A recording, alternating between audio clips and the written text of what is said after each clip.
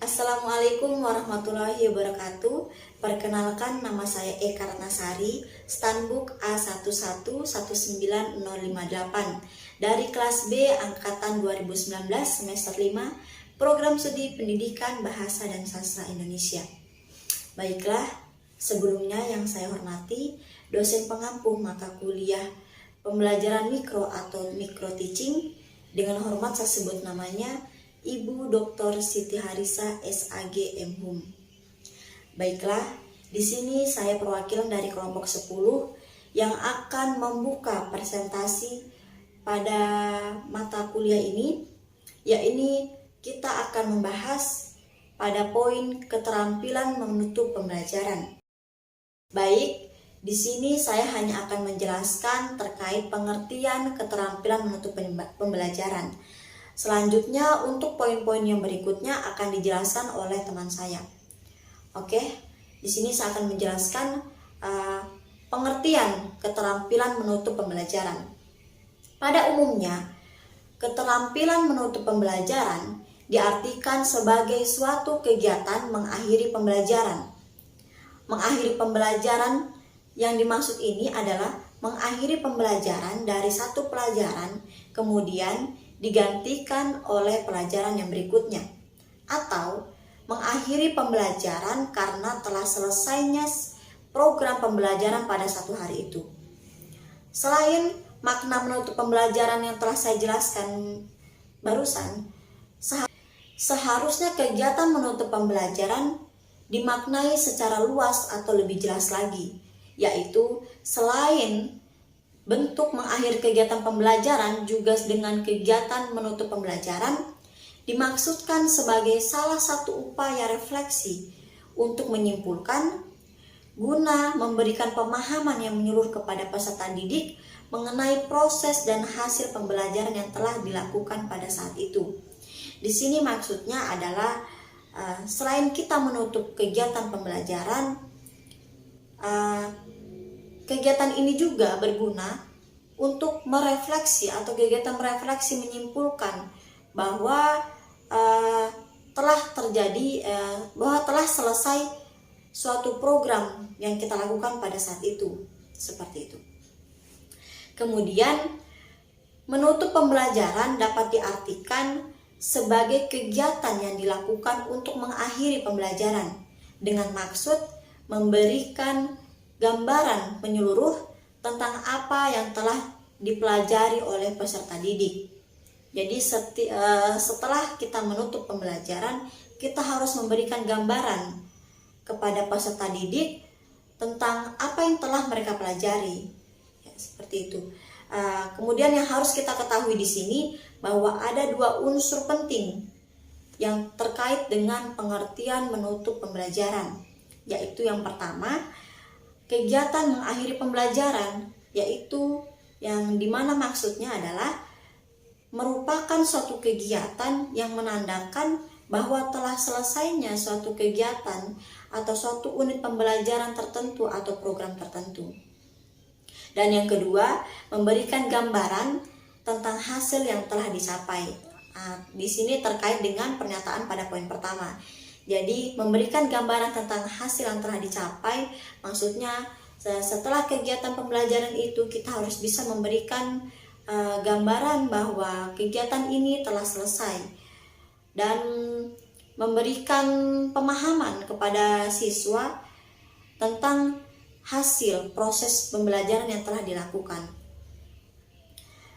Yang berikutnya, kegiatan mengakhiri pembelajaran seharusnya dilakukan untuk mendapatkan informasi tentang hasil yang telah diperoleh dari proses pembelajaran yang telah dilakukan. Nah, ini seperti yang telah saya jelaskan tadi, bahwa kegiatan pembelajaran ini, ketika kita mengakhiri kegiatan pembelajaran ini, seharusnya kita bisa mendapatkan informasi bahwa ada proses atau ada hasil yang kita peroleh terkait dengan pembelajaran yang telah kita lakukan. Dari penjelasan yang telah saya sampaikan sebelumnya terkait keterampilan menutup pembelajaran menunjukkan bahwa kegiatan pembelajaran atau kegiatan menutup pembelajaran merupakan suatu proses, yaitu aktivitas yang dilakukan oleh seorang guru untuk mengakhiri kegiatan pembelajaran. Dan dari kegiatan mengakhiri pembelajaran tersebut, pihak yang berkepentingan, terutama guru dan peserta didik, harus memperoleh gambaran tentang hasil yang telah dicapai selama proses pembelajaran. Dengan demikian, proses yang dilakukan meliputi berbagai macam, yaitu yang pertama, setelah kita melakukan pembelajaran, maka ada proses selanjutnya yang harus kita lakukan, yaitu yang pertama membuat resume yang dilakukan oleh seorang peserta didik atau para peserta didik, yang kemudian melakukan penekanan yang dilakukan oleh seorang guru untuk kegiatan ini dilakukan agar siswa tersebut dapat memahami apa yang telah kita pelajari atau apa yang telah kita pelajari sebelumnya. Kemudian melakukan refleksi pembelajaran. Refleksi pembelajaran ini adalah menyimpulkan kembali atau menyimpulkan dan menjelaskan kembali tentang materi-materi pelajaran yang telah kita lalui bersama. Kemudian melakukan umpan balik atau penilaian yang dilakukan oleh seorang guru, dan memberikan tugas atau PR gunanya ini berguna untuk mengembangkan kemampuan siswa terkait apa yang telah mereka dapatkan selama mengikuti proses pembelajaran.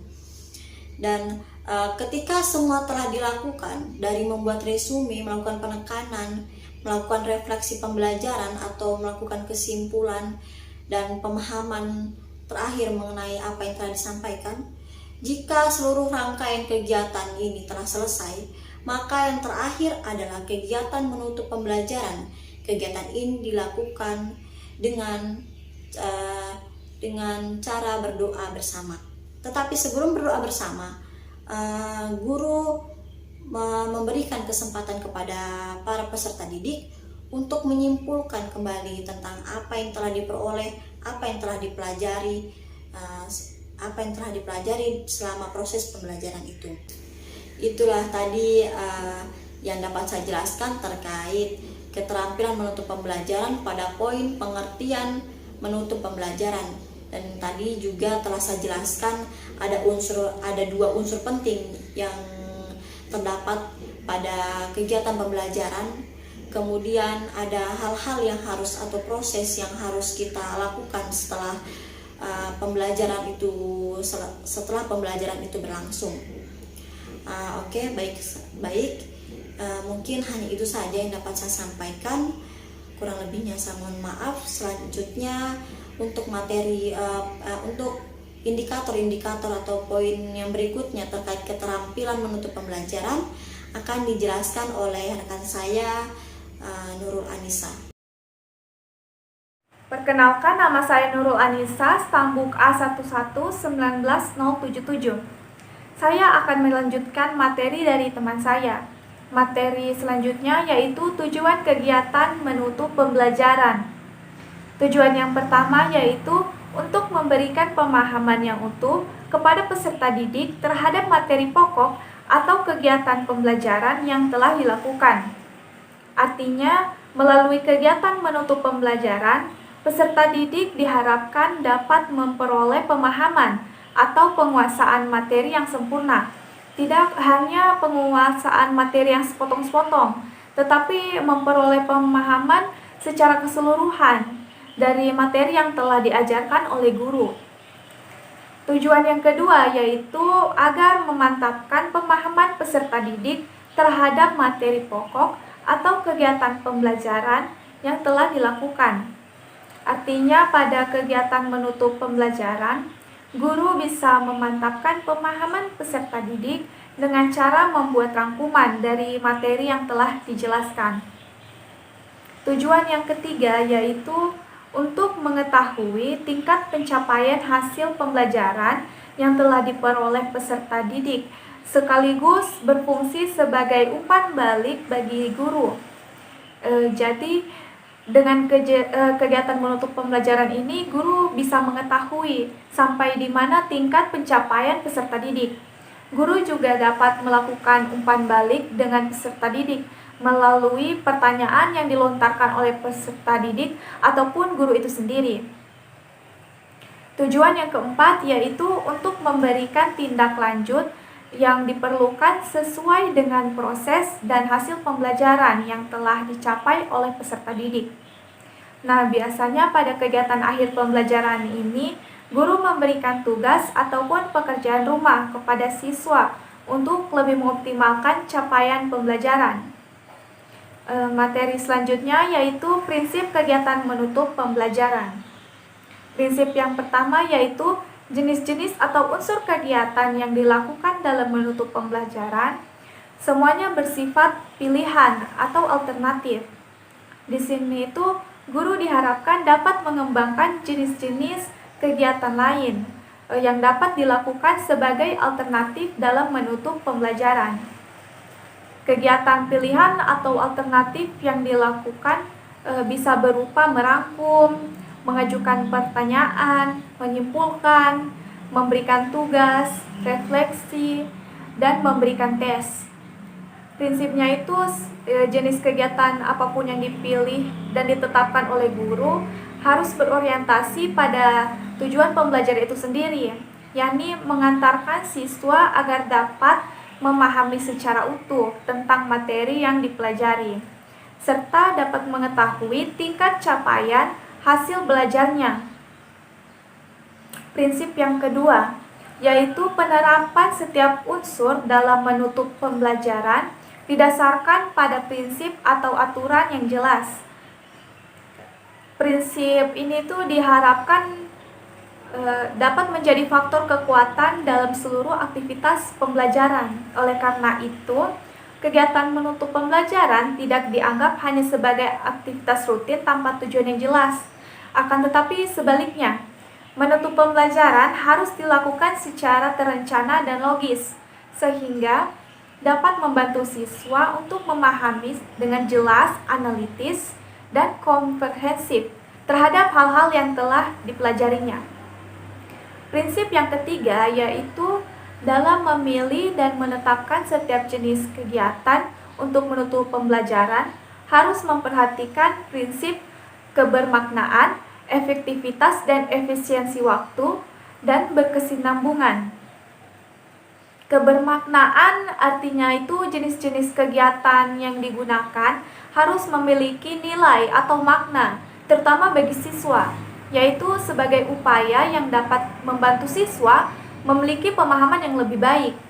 Kemudian prinsip efektivitas dan efisiensi waktu, yaitu metode belajar siswa dengan usaha yang minimal dan memanfaatkan metode-metode belajar tertentu untuk menghasilkan prestasi siswa yang maksimal dengan waktu yang optimal.